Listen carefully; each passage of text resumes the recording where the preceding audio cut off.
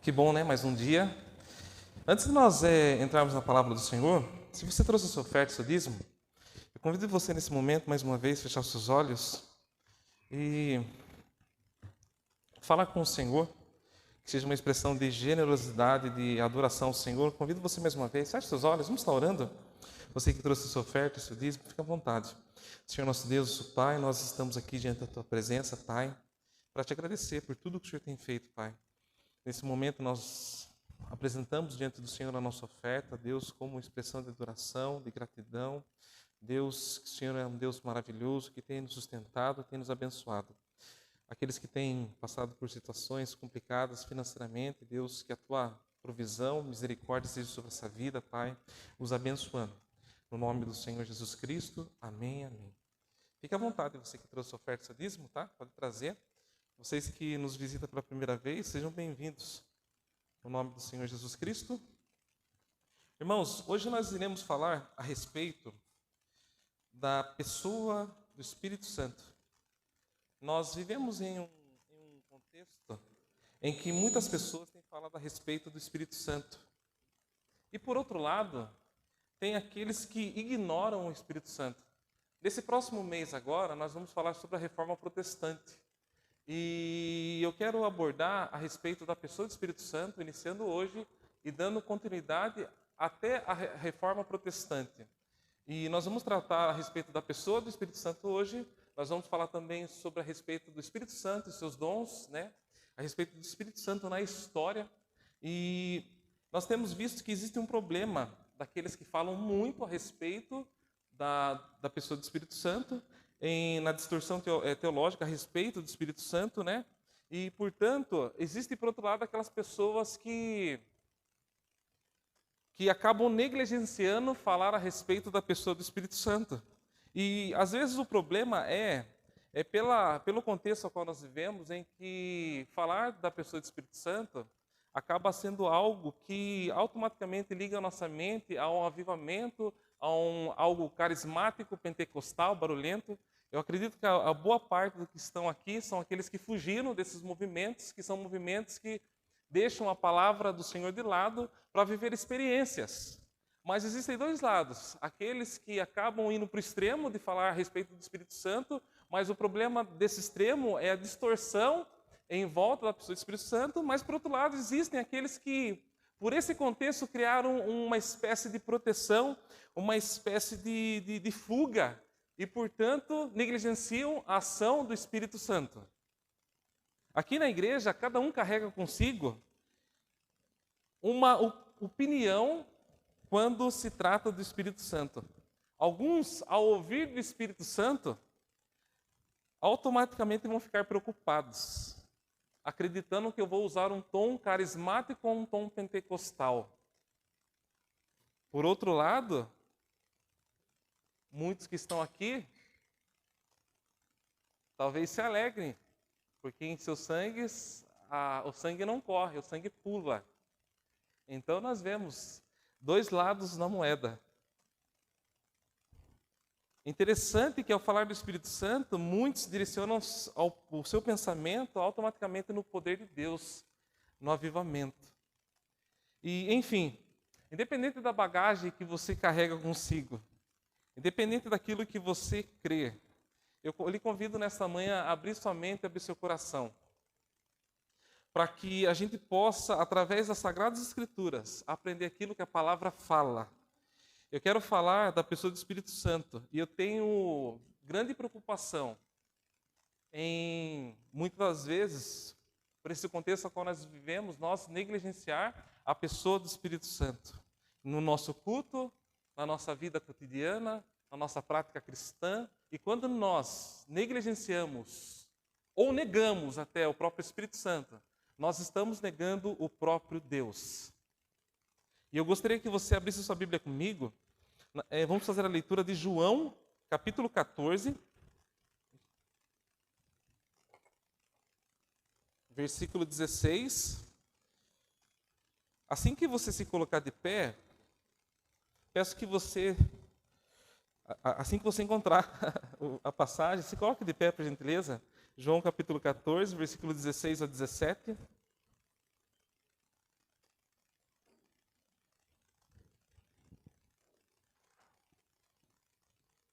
Evangelho de João, capítulo 14, do versículo 16 ao 17, fala assim: E eu rogarei ao Pai, e ele vos dará outro consolador, para que fique para sempre convosco.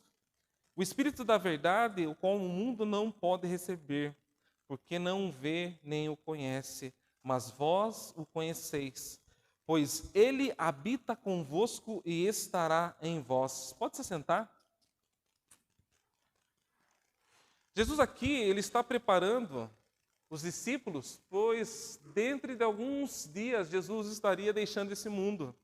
E nesse momento, quando Jesus está dizendo essas palavras, ele está consolando os seus discípulos, dizendo aos seus discípulos que eles deveriam crer em Deus e crer nele. E sim, confiar nele e confiar em Deus. Por fim, Jesus deu aos discípulos uma garantia definitiva: eu vou ao Pai, mas virá outro Consolador. Nesse caso, quando fala assim, outro, na palavra grega, a definição para outro significa que outra pessoa, que é exatamente igual como a primeira.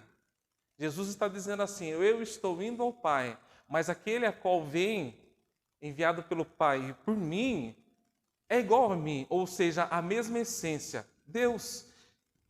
Então nós vemos de maneira clara nesse versículo que o Espírito Santo, a pessoa do Espírito Santo é Deus. Aqui é de maneira muito clara. Jesus promete enviar outro Consolador, da mesma forma que ele veio ao mundo. O Espírito Santo virá da parte do Pai e por parte dele. O Espírito Santo vem com qual missão? Assumir o seu lugar, assumir o lugar de Cristo e continuar o seu ministério com os discípulos. Por intermédio do Espírito Santo, a presença de Deus estaria com o povo, estará com o povo por toda a eternidade. Mas quem é este outro Consolador? Aqui Jesus fala. O Consolador é o Espírito da verdade, ou seja, o Espírito Santo.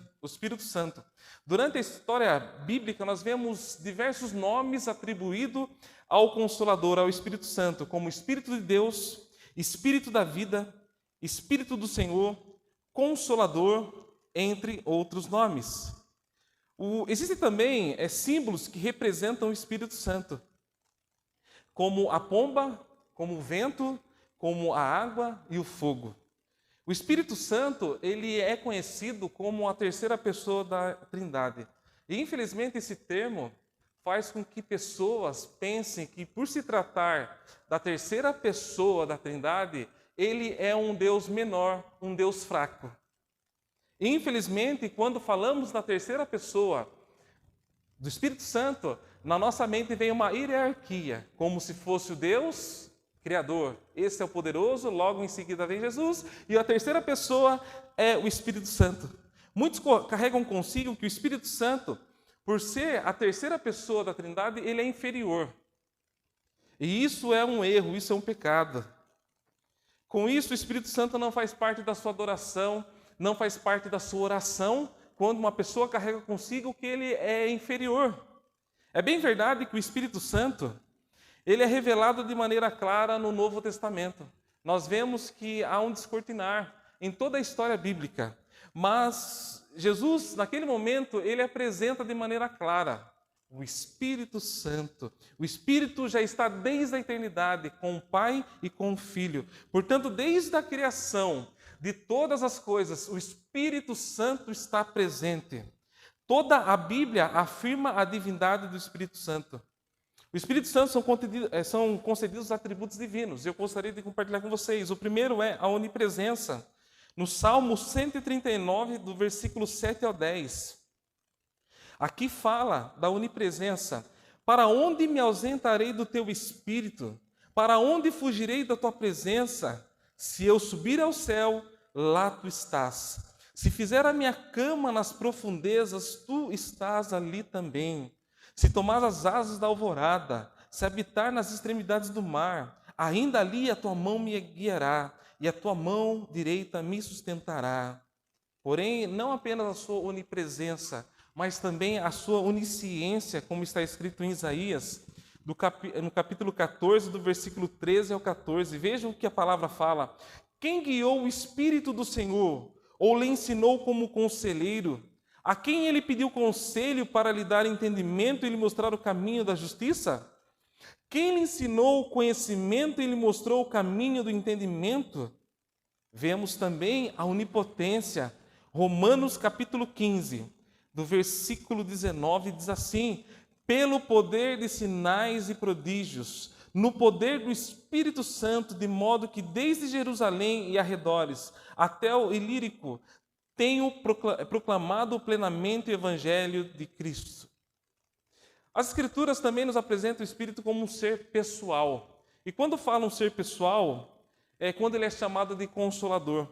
Consolador tem como significado alguém que protege, ou seja, um advogado, um intercessor, um mentor, um auxiliar. Além disso, as Escrituras conferem ao Espírito Santo atributos pessoais, como inteligência, como vontade e sentimentos. O Espírito Santo realiza atos próprios como uma pessoa, como falar, como testificar, ordenar, revelar, lutar, criar, se entristecer.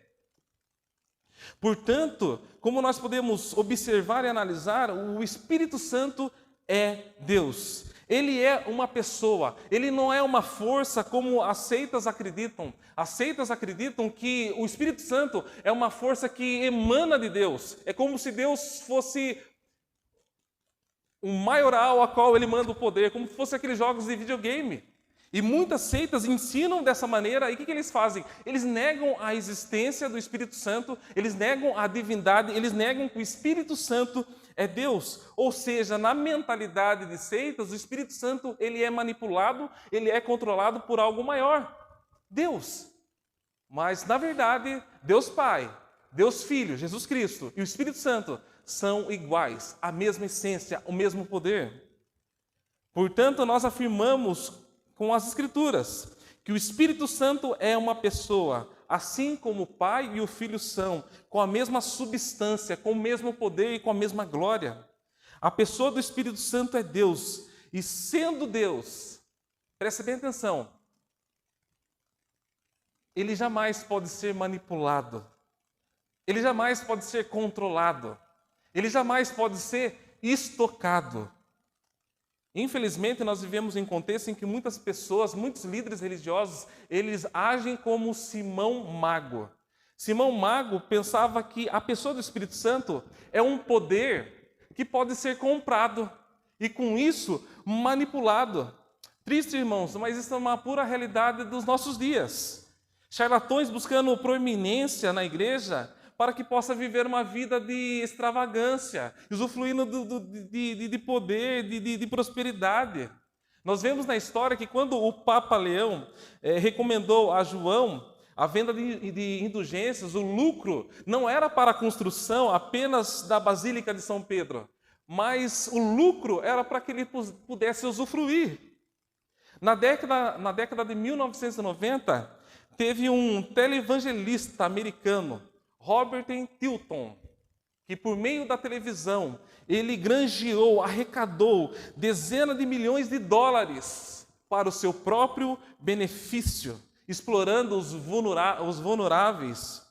Muitos irmãos vendem o evangelho da prosperidade para enriquecer às custas do povo. Veja comigo em que Atos capítulo 8, versículo 18 fala: quando Simão viu que o Espírito Santo era concedido pela imposição das mãos dos apóstolos, ofereceu-lhes dinheiro, dizendo: dai-me também este poder, para que aquele sobre quem eu impuser as mãos receba o Espírito Santo. Irmãos, que Deus tenha misericórdia de líderes que agem como Simão Mago agiu. Que Deus tenha misericórdia de pessoas que pensam que o reino dos céus, o reino do Senhor é barganha, é troca. Que Deus tenha misericórdia de crentes que têm o espírito de clientela, que vêm para um lugar para receber. Se você entrou aqui nesse lugar, se você está me assistindo com a motivação de receber, sinto dizer para você, mas você tem idolatrado o seu próprio eu. Quando nós entramos aqui, nós estamos em torno de apenas um nome, para cultuá-lo, para se render perante a presença dele. Mas, infelizmente, nós vivemos em um contexto em que existem os charlatões, que vendem uma prosperidade, mas também existem aqueles que são clientes, pessoas com o coração tomado pela ganância, a qual vê um marketing, a qual pare de sofrer, ou vem, você vai ficar rico e corre, porque o seu coração está tomado pela ganância. Muito cuidado. Diferente daquilo que Simão Mago pensava, um dos símbolos do Espírito Santo é o vento impetuoso. Mas por que é o vento? Porque o vento, irmãos, ninguém pode manipulá-lo, ninguém pode controlá-lo. Diferente disso, por onde o vento passa, tudo muda. O vento, ele é soberano, ele sopra onde ele quer. O vento é livre, ele não é governado pelo homem. E foi assim quando ocorreu o dilúvio. Estava naquela arca Noé, sua família, e estavam ali os animais. E a palavra do Senhor diz que Deus faz passar um vento sobre toda a terra. Deus sopra, ruá, aquele vento, Deus sopra sobre toda a terra. E as águas começam a diminuir, como está escrito em Gênesis capítulo 8, versículo 1. Olha o que a palavra fala em Gênesis capítulo 8, versículo 1. Deus lembrou-se de Noé, de todo o gado, de todos os animais selvagens que estavam com ele na arca. O Deus fez passar um vento, o ruá, o sopro sobre toda a terra, e as águas começaram a diminuir. O vento aqui, o que o vento fez? O vento mudou o clima. O sopro de Deus fez com que as águas diminuíssem. Por onde o vento passa, as coisas mudam. O vento arrasta. Ele é um agente que muda as coisas de lugar, porque existe movimento com o vento. O vento aqui mudou o clima. Aqui foi o sopro de Deus, e assim as águas começaram a diminuir. Assim é a presença de Deus, assim é a presença do Espírito Santo no homem. Ele o transforma, ele dá vida. Por isso, um dos símbolos relacionados ao Espírito Santo é o vento. Porque assim como o vento, o Espírito Santo, por onde ele passou, ele provocou mudanças, ele mudou histórias, ele mudou cenários, ele mudou o contexto da igreja. Foi através do Espírito Santo que ocorreu a reforma protestante. E um dos motivos relacionados a falar sobre o Espírito Santo trabalhando na reforma protestante é porque muitas das vezes o homem idolatra outro homem.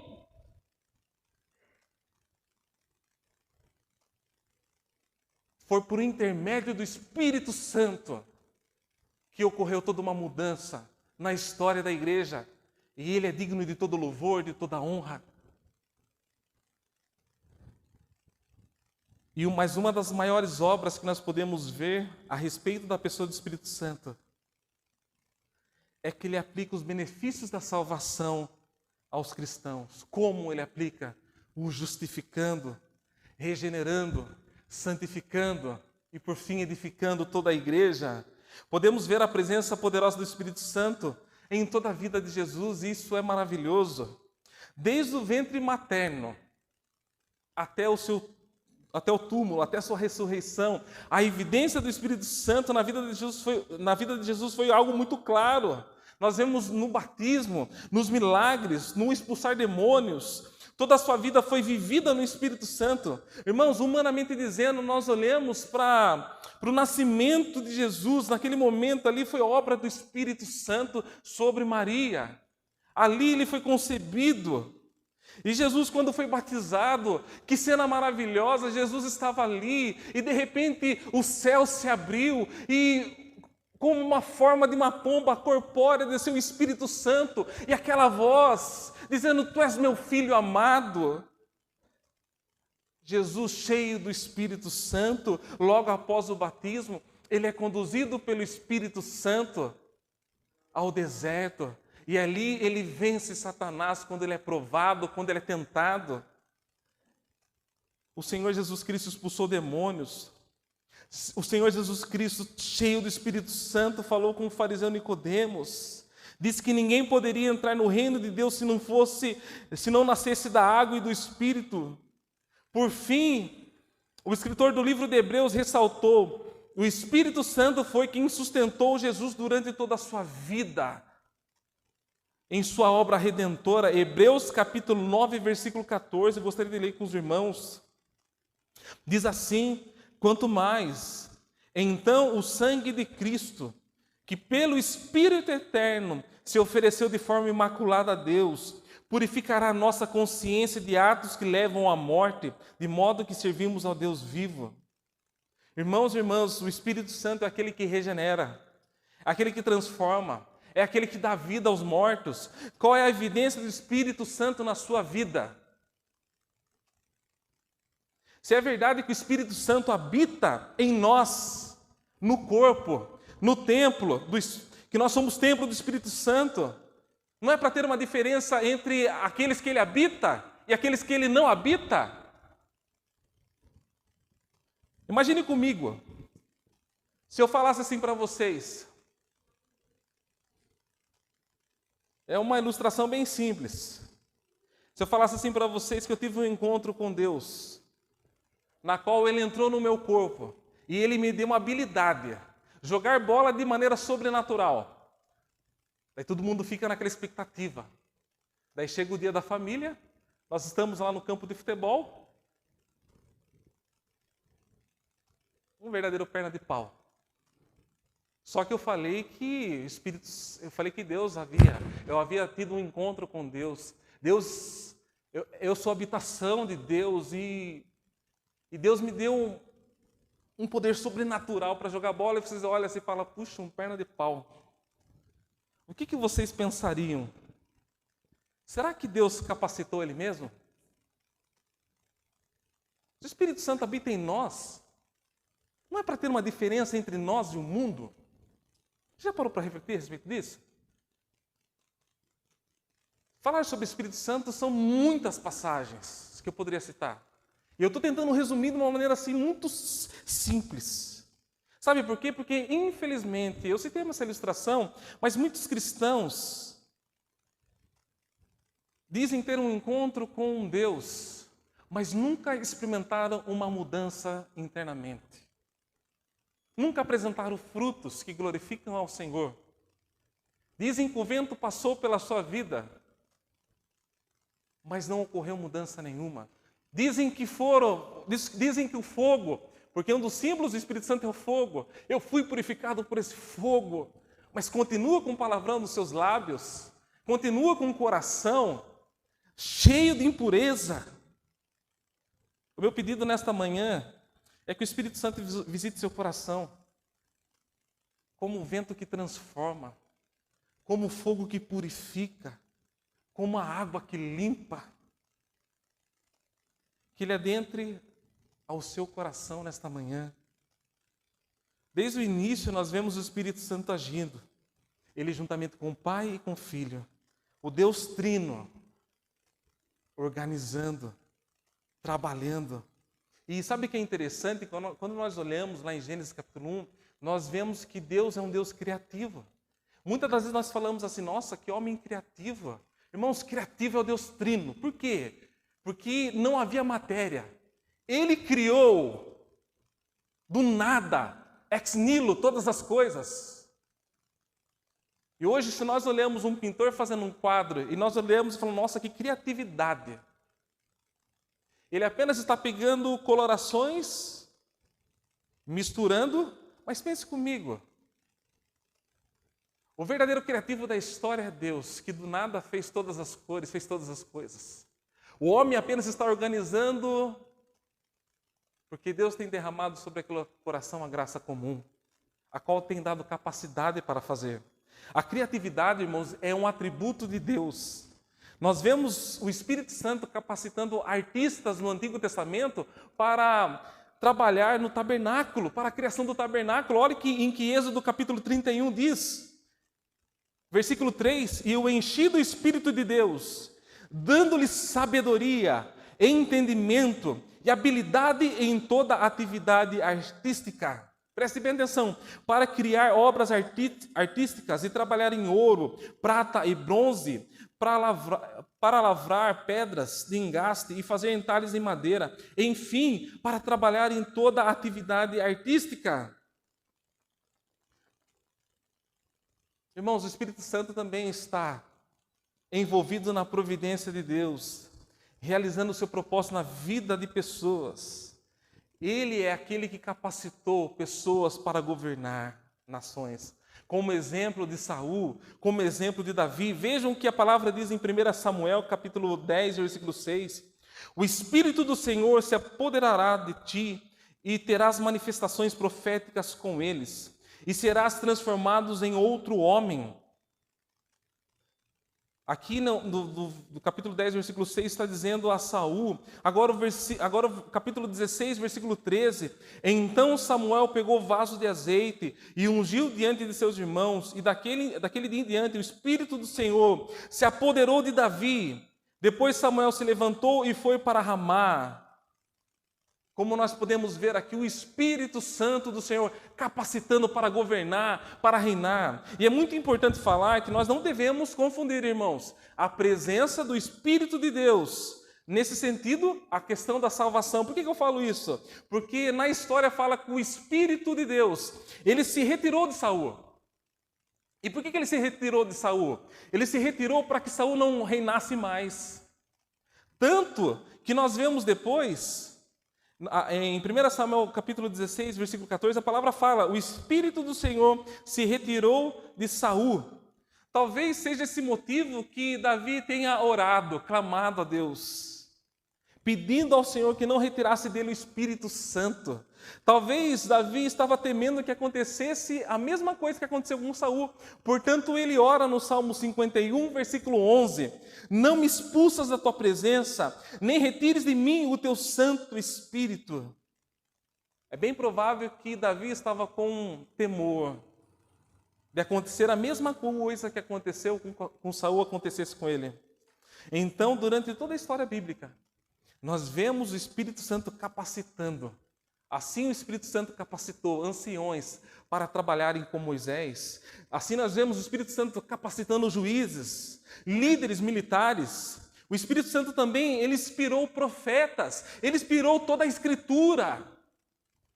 Embora nós vivemos em um mundo que muitos não reconheçam, se existem coisas boas nesta vida que o homem produziu, como, por exemplo, um quadro bem pintado, uma obra de engenharia, como a Comate, uma música boa, talvez um cantor com uma voz inigualável. Tudo isso provém de Deus. E isso é graça comum. Talvez seja a primeira vez que você esteja escutando a respeito da graça comum. E eu gostaria de explicar para você o que é graça comum de maneira muito simples. O sol brilha para todos, inclusive para aqueles que negam a Deus. Isso é graça comum. Uma graça que está sob toda a humanidade. Embora a humanidade não mereça o sol brilha sobre todos. E nós desfrutamos do sol. E isso é graça comum. Quando você escuta uma música boa, é Deus capacitando. É o Espírito Santo dando criatividade. E o Espírito Santo continua trabalhando. E um sinal claro da operação do Espírito Santo é o engrandecimento de Cristo e não das pessoas. Uma das missões do Espírito Santo é glorificar o Filho, assim como uma das missões do Filho é glorificar ao Pai. Eu gostaria de fazer uma conclusão. O Espírito Santo é Deus. Sendo Deus, Ele é Senhor.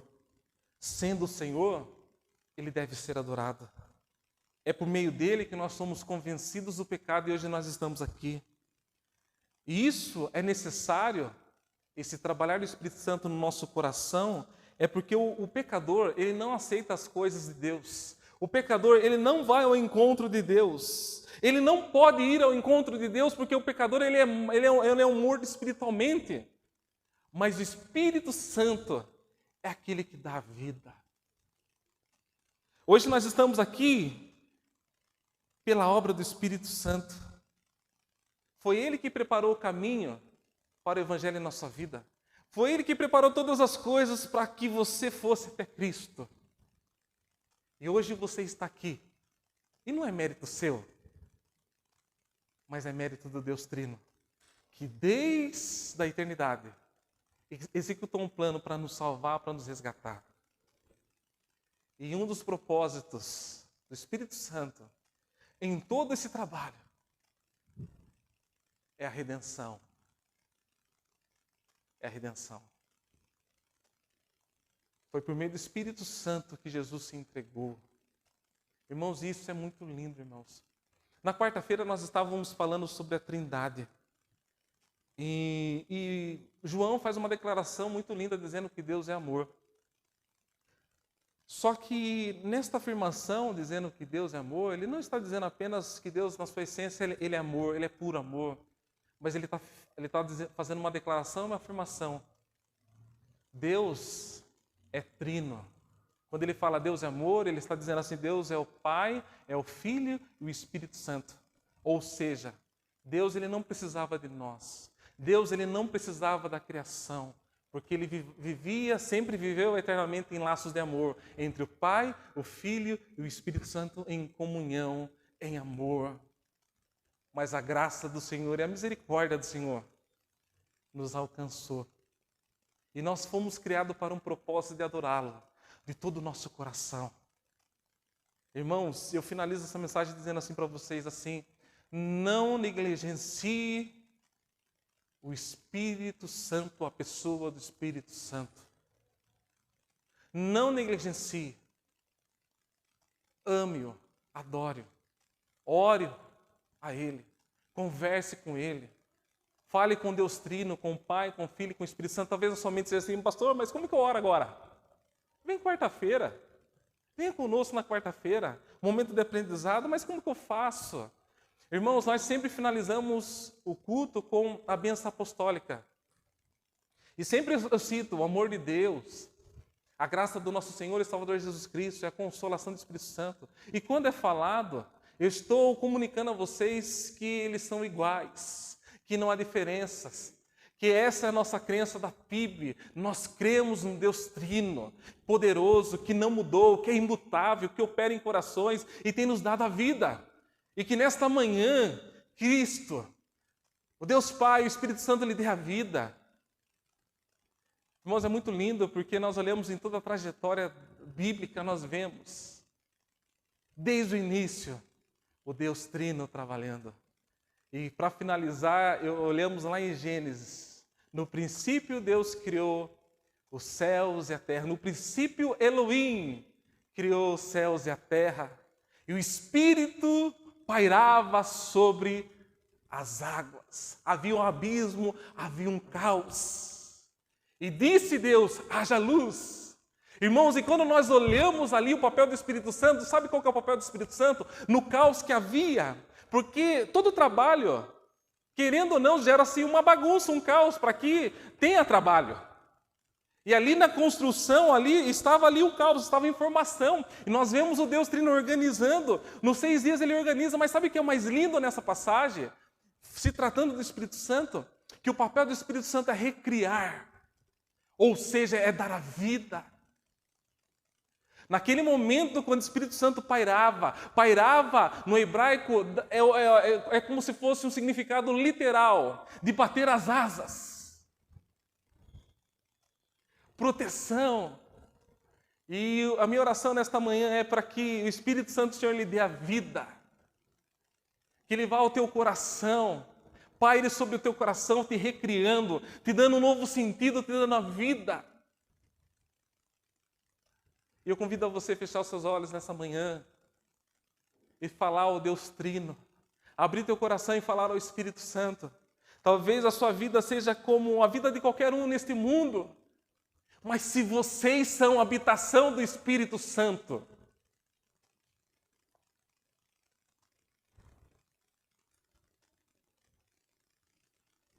vocês devem demonstrar. Porque o vento, o fogo, a água,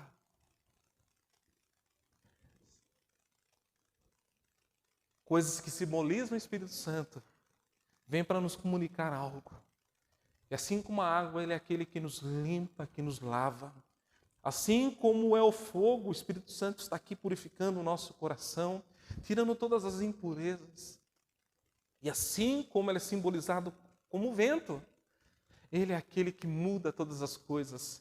E que nesta manhã Ele possa estar mudando o seu coração, que Ele possa estar mudando a sua história, que Ele possa estar mudando o seu caráter, que este vento possa estar soprando sobre o seu coração, sobre toda a sua família. Deus Pai, Deus Filho e Deus Espírito Santo, nós te agradecemos por esse momento. Te agradecemos pela Tua palavra. Te agradecemos por tudo que o Senhor tem feito durante a história. Espírito Santo do Senhor, visita cada coração que aqui está. Se revela a cada coração. Que seja um momento de transformação, que as evidências apareçam, pois os frutos é do Senhor, os frutos é do Espírito, que esses frutos verdadeiramente sejam produzidos na vida de cada um que aqui está. Se nós somos o Teu povo, e se em nós habita o Teu Espírito Santo, se nós somos o templo, algo novo precisa acontecer. Espírito Santo do Senhor, Tu és aquele que produz um novo nascimento. Tu és aquele que recria. Visita cada coração, testifica em cada coração, nesse momento.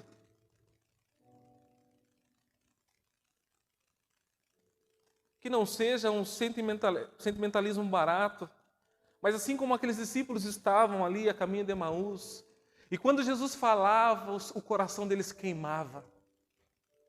Eu peço ao Senhor, Pai, testifica sobre a cada coração, porque as palavras não são minhas, mas as palavras vêm do Senhor. Que o Evangelho, que essas palavras que foram faladas, façam com que esse coração queime nesse momento. Testifica sobre a cada coração.